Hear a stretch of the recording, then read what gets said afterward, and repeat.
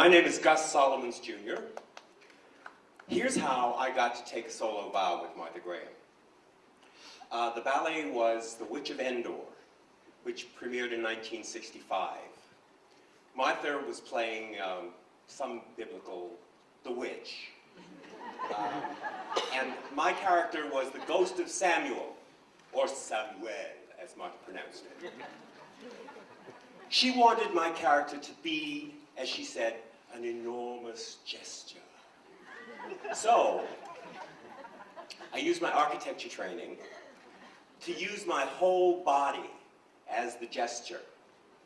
I had a pair of boots that were fastened to the floor so I could lean my body out in impossible angles. Well, in the final performance, I had the boots bolted to a stool, a high stool, and the stool was bolted to the stage. So I was a 10-foot tall specter behind a wall, a sculptured wall by Ming Cho Lee. And the wall descended like a drawbridge for my scene, and I did my enormous gesture. Well, when the ballet was over, the cast came out, we bowed, and then Martha came out for her solo bow, and there I was, bolted to the stage. I couldn't go anywhere. So it was Martha and I, on stage, alone, taking our curtain call.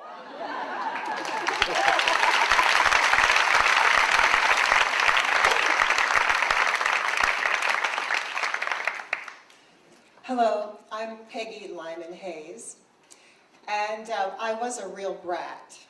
I think my family and friends and some colleagues may argue that I still am, but I think I've mellowed. It's a good thing, however, that I was not mellow when I first started working with the Graham Company in 1973, because Martha required enormous amounts of negative energy and conflict to fuel her creative process, and I was able to give it back to her in spades. Now, she actually expected us to work 7 days a week when I first got there. I was straight off of a Broadway musical, Sugar, which was a musical version of Some Like It Hot. I was a real Broadway union babe and was not going to work 7 days a week without overtime pay, so I said no. Well, this immediately established between us both antagonism and respect for boundaries that ebbed and flowed for 19 years. Now, if conflict didn't exist, Martha would create it among the dancers. For instance, those of us who danced the same part on long extended tours frequently would not know who was scheduled to dance the part until we got to the theater and saw what costume was hanging in our dressing room. And so, as the dancers, we had to be mindful not to let our professional competitive spirit turn into personal petty feuds. And I thought such mental manipulation and treachery was cruel. And as the dancers' union representative, I told Martha so. She countered by telling me that if I didn't like the way she ran her company, I could go back to Broadway and the musical Sugar where I belonged. So this was the ultimate cruelty to me, so I did leave. I left to create a solo evening for myself, but then I came back when I was asked. And then I left again to direct my own company, and I came back. And I left again to have my son, Kevin, who she adored, and I couldn't stay away from Martha and the work's passion, humanity, human drama on and off the stage. I was addicted to it. At our last visit in her apartment, when I really was retiring from the company and leaving New York City, Martha unfortunately was very ill and was in the process of retiring from living.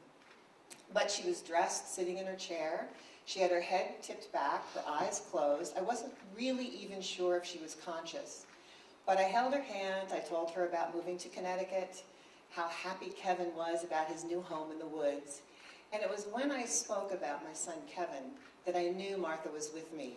One single tear trickled down her cheek.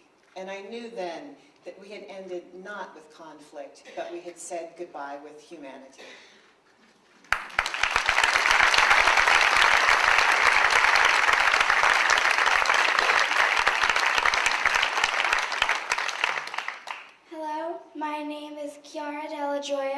and my grandfather is Norman Delajoyo, and he wrote the music for Seraphic Dialogue and Diversion of Angels. And I myself danced with the Martha Graham Dance Company and Alan the Pussycat as a baby dolphin when I was 8 years old, and I am now 12. My father asked my grandfather Norman, who is now 94, to write a letter explaining how he met Martha Graham. And this is the letter he wrote, and now I'd like to read it for you. Some 70 years ago, I lived in a one-room hotel. One day the phone rang, and to my surprise, the caller said, "This is Martha Graham. Is this Norman?" Stunned, I admitted it was. She continued, "I think it is time we did a work together. Can I come over now to discuss this with you?" I concluded this was no dream. She came. I was flustered. I could offer her for seating my one chair or the bed. She chose the chair. The subject, young love, its perils, its joys, and variations. Was I confused, she asked.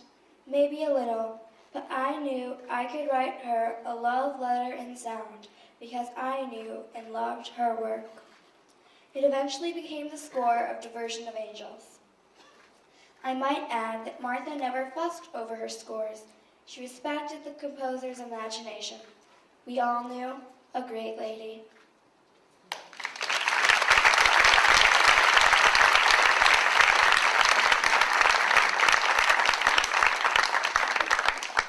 Hello, my name is Virginie Messen, and I joined the company in 1994. My memories of Martha Graham is when I was at the school. I joined the school in 1988. At that time, you could see Martha Graham walking around the school. She would come in class, she would just sit there, she would observe, and then at some point she would call everybody. Everybody would come in, and we all sit down on the floor. We were all looking at her with big eyes, and she would say, "Use your breath, you have to breathe." And we were all looking at her chest, because it will go up and down, and expand and retract. From Studio One, you could walk to the garden. It was full of ivy, it was so beautiful. In the corner were a tree, that was Martha's tree. This tree, in order to reach for the light and in order to breathe, had to lean sideways. It had to shift out of its location. But there, right there, in front of it, was a fence. Pieces of metal crossed this way, as if to say, "Stop." But the tree did not stop. It went straight through that fence, grew through the fence to reach for the light. Martha loved that tree. She talked about it a lot in her books, and I think it's because of its force of nature. One day, I was walking away from Studio One, and there comes Martha Graham walking in front of me. I opened the door for her. She looks at me and she said, "Hello." And her eyes, her gaze were so sharp that it pierced me. I felt as if it pierced my soul. And it was as if in an instant she could read everything about me. But I think really that what I saw inside of her, what I saw through her eyes, is that strength with which she must have fight for herself during all those years, all those obstacles, exactly like the tree. And I think what I saw right then, at that instant, it's her own force of nature.